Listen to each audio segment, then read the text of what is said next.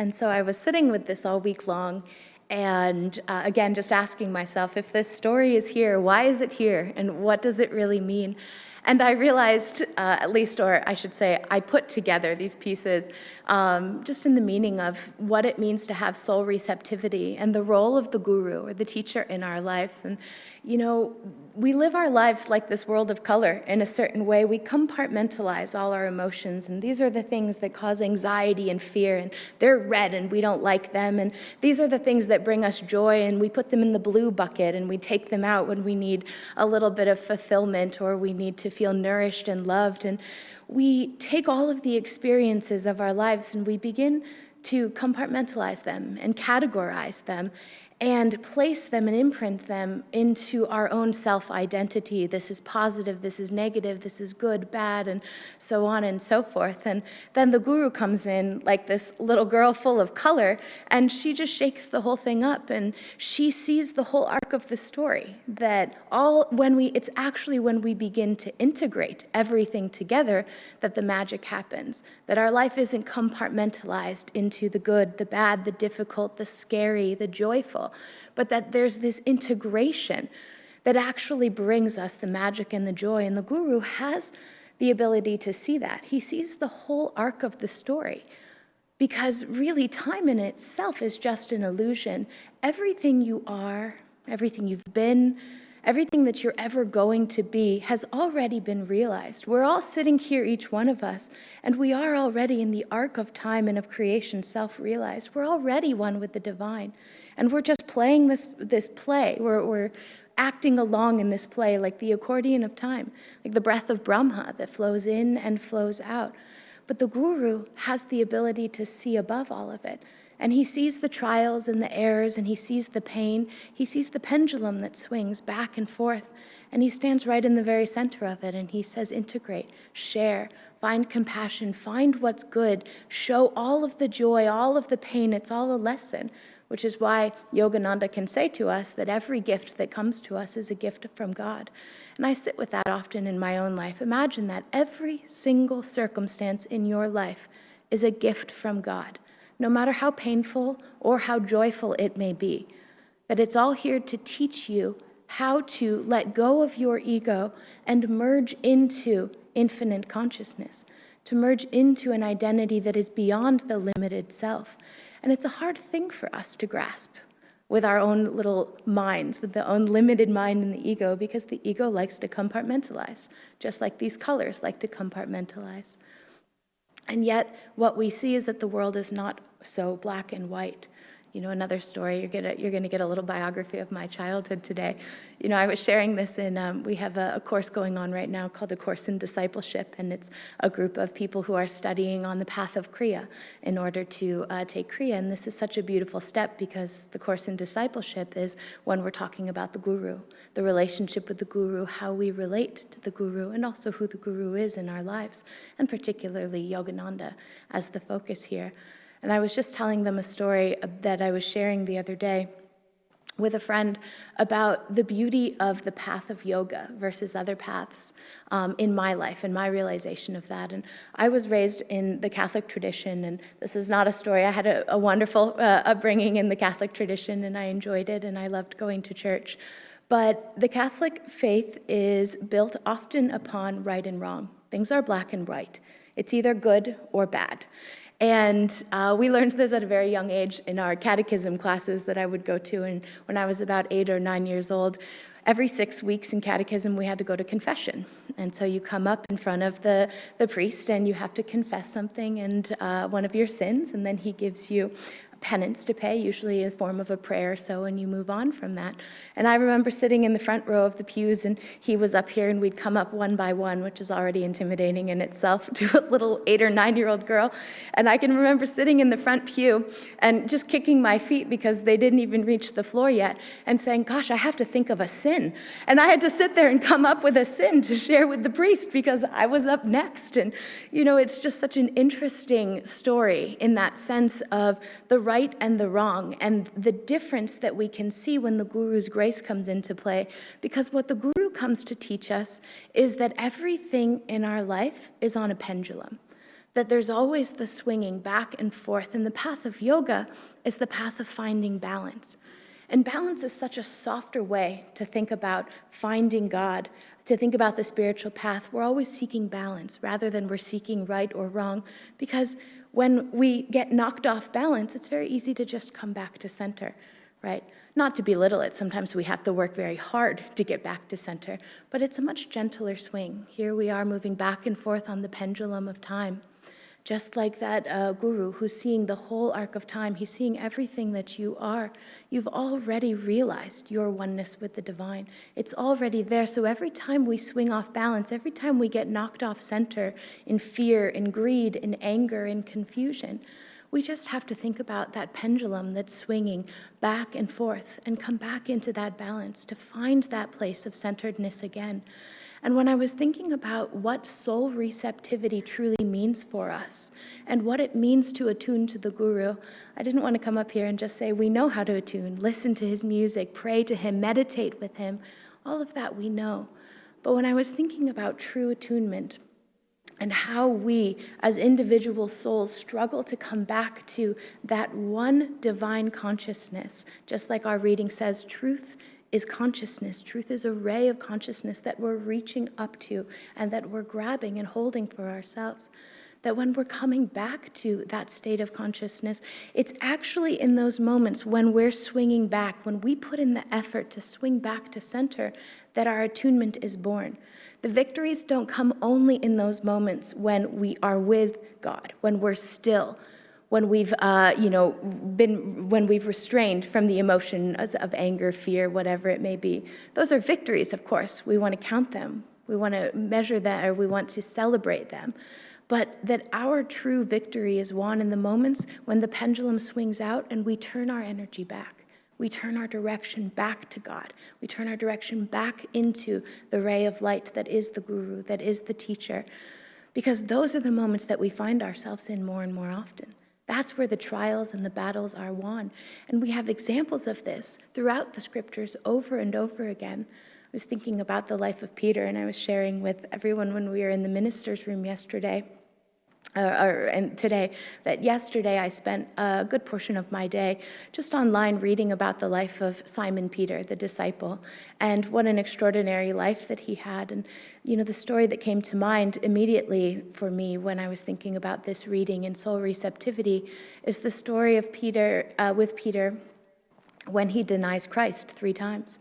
And right before that, or not right before that, but before that, there's a famous Bible quote where Jesus says to his disciples, "Who am I?" And they say, "You are Jesus. You are Jesus Christ. You are our teacher."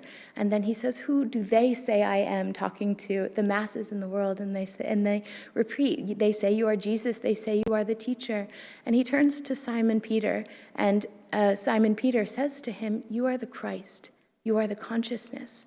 You are that ray of light." I'm paraphrasing, but that's the essence of it. And his response to Peter in that moment is, "Blessed art thou, for your knowing comes not of flesh and blood, but comes from my heavenly Father." And that's such an important line in the arc of Peter's story, because Peter knew, he saw who Jesus truly was. He saw the infinite Christ consciousness that was flowing through Jesus as the Messiah, as the true guru in his life, and yet still, in his humanness on that day when Christ was being crucified 3 times, he denies knowing Jesus. We can stand here right now and just with that little tinge of confidence say, "I would never deny my guru."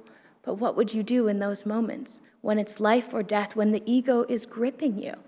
And the beautiful part of this story is what happens after Christ is resurrected. The first person that Christ comes to visit after he's resurrected is Simon Peter. What does he say to Simon Peter? 3 times he asks him, "How much do you love me?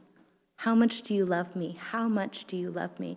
And Peter says 3 times, "I love you, I love you, I love you," writing and balancing that karma.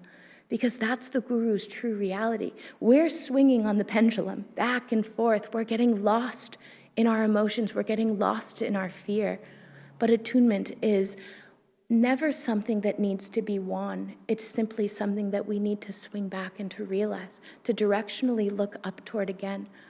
Because God is always waiting. God is never outside of us. And that's what the beauty of the arc is, when we can look at how the guru can look down on the entire span of time and creation, and he can see your whole story. He can see everything you are. Some of you know I'm a high school English teacher in the mornings, and we're just starting our next novel, which is The Great Gatsby. And I did something that always surprises my students, and we start by watching the movie, which you would think is a big no-no in the world of being an English teacher. But I tell them, I want you to know the whole story, because how can we talk about these complex characters if you don't know? How can you make a judgment on their motivations and their actions if you don't know where they're going, if you don't know the whole arc of their story? And that's each one of us. It seems crazy to say, but we don't know the arc of our story, yet the gurus do. And they are tied to us. They're bound to us. You know, just like, I don't know, Keshava will know. Who's the hero in the Minotaur story? What's his name? Lazarus? Say it again. Perseus, thank you. Yes, so Perseus, right, who has the golden rope that's tied to him as he's moving through the labyrinth of life, of the Minotaur, in order to find and win his prize, his love. And that rope is always guiding him and leading him back. Or another metaphor, sorry, I apologize for all of the English metaphors today. You know, there's, in the novel Moby Dick, there's a scene which is all about whaling, and there are often many scenes where the characters have to go off the side of the boat to do many different things, and they would be tied. So the way that this would work, and this is actually historically how whaling would work, one strong person would stand on the side of the ship and hold on to the side of the ship, and they'd tie a rope, and then the other person would be on the other end of the rope, and they'd jump out into the sea so that no matter what happens out there, they wouldn't get lost, that they could always get pulled back in. You know, and each one of us, we have a monkey rope. That's what they would call it, the monkey rope. We have a monkey rope that we're tied to. We're just like Perseus. We're moving through the labyrinth of our life, and we're getting lost and confused along the way. But the guru has never lost sight of us. You know, just last week, Sai Ganesh was speaking about Babaji and his favorite line, one of his favorite lines from Autobiography of a Yogi. If ever we utter the name of Babaji with great sincerity, we magnetize to ourselves an immediate blessing, because the gurus are always right there. God is always right there holding on to us. And that's why he can say to Lahiri Mahashaya, you may have lost sight of me, but never will I lose sight of you. Never have I lost sight of you. The gurus are always with us. They're always walking right beside us. And so soul receptivity is not simply the act of saying, how can I attune more? But it's the memory and the knowing, the faith, the complete trust that you are already with God, that you can never be without the guru's blessing, that you can never be without the guidance and the love of God. And soul receptivity is simply the willingness and the effort to continue to redirect our attention upward into that divine light. Everything that was shared today, all of the chants were so beautiful. Just as a fire can burn a whole forest, burn to the root my desire. Everything that we are gets burned in that blaze of infinite and eternal light, in the divine, in the guru. And our soul receptivity is simply our willingness to open our hearts, to know that no matter what, God will never forsake us, because we are his already. You know, one more story that I'll share from the Upanishads that represents this so beautifully. When all of the gods were celebrating and enjoying their heavenly kingdom, they were beginning to forget that it was all a play of Brahma, and that the hand of Brahma was always behind every activity, every thought, every word. So Brahma decides to play a little joke on them and to remind them. And here they are celebrating in the kingdom of Indra, the king of all gods. And Brahma appears in front of them in the form of a monstrous yaksha, an evil spirit. And he's in the center of the town village as they're all celebrating. And they get scared, and they try and vote who's going to go up and who's going to find out who this yaksha is and how to get rid of it, because he's disturbing their celebrations in their kingdom, on their land, and their joy. And so first they send Agni, the god of fire, and Agni comes in front of this monstrous yaksha, and the yaksha says to him, "Who are you?" And he says, I'm Agni, the god of fire. And he says, "What is your power?" And he says, "I can burn anything to its root." And the yaksha smiles and takes a little blade of grass and lays it down in front of him, and he says, "Burn this blade of grass." And Agni, with all of his force and all of his might, uses all of his focus and concentration, and he can't burn the blade of grass, and he turns around and goes back to the other gods, and he says, "I don't know who this powerful yaksha is." So then they send in Vayu, and Vayu is the god of the wind. And so they send Vayu in, and they say, "Go and find out who this yaksha is, be rid of him." And he comes in front of the yaksha, and the yaksha again asks, "Who are you?" And he says, "I am Vayu, the god of the wind. I can make anything on earth waft upward." And again, he says, "Really?" And he places a blade of grass on the ground right in front of him. And he says, "Move this blade of grass." And with all of his will and all of his power and might, he cannot move the blade of grass that's right in front of him. So then finally they send in Indra, the king of all gods. Surely Indra will be able to defeat this yaksha. And they send him up in front of him.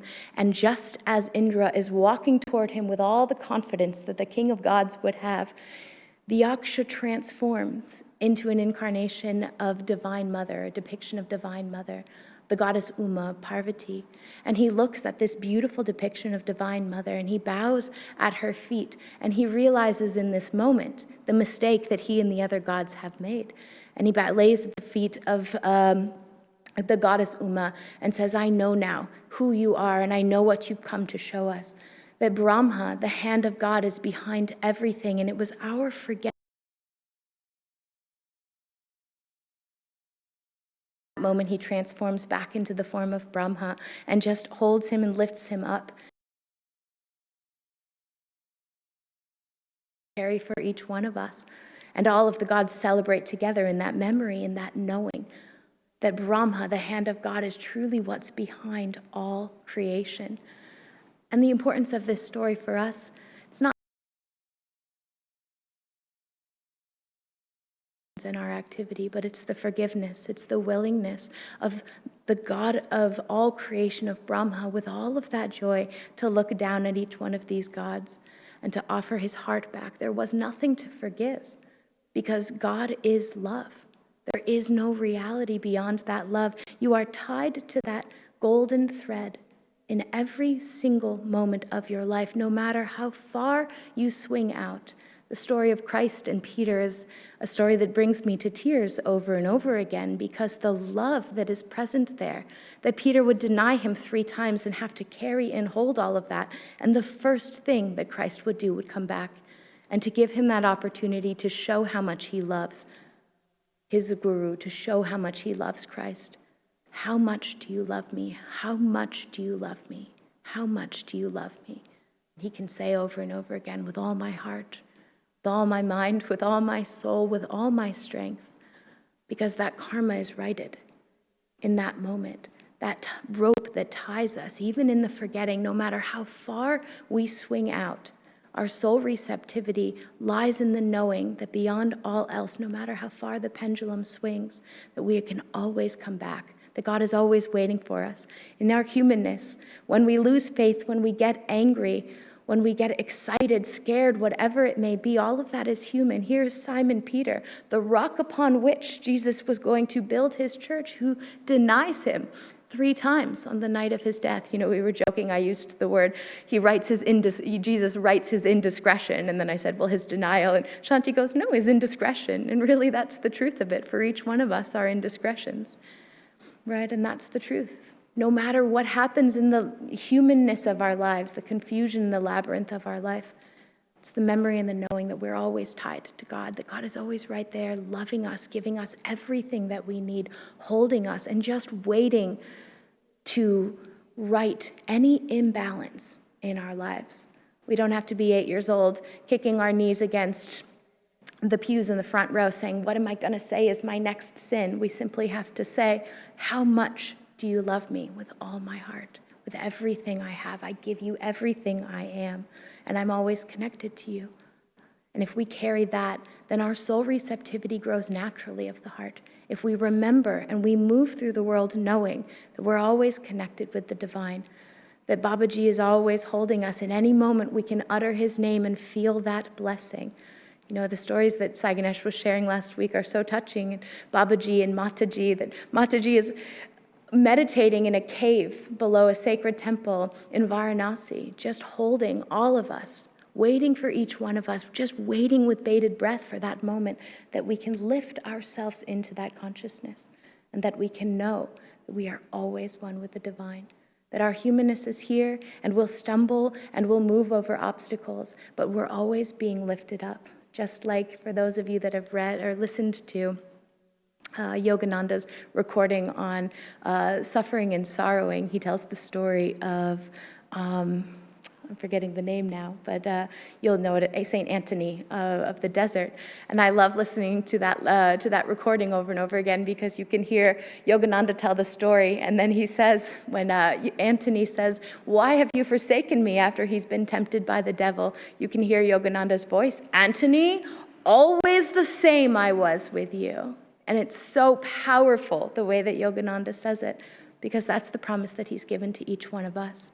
Just like he says in God's Boatman, his famous poem, over crags of suffering, with bleeding feet, I will come again and again, 1,000,000,000,000 times if need be, as long as one stray brother is left behind. We always joke that we don't want to be that stray brother, but wow, what a celebration it will be when that final stray brother is returned back home to their place in the divine.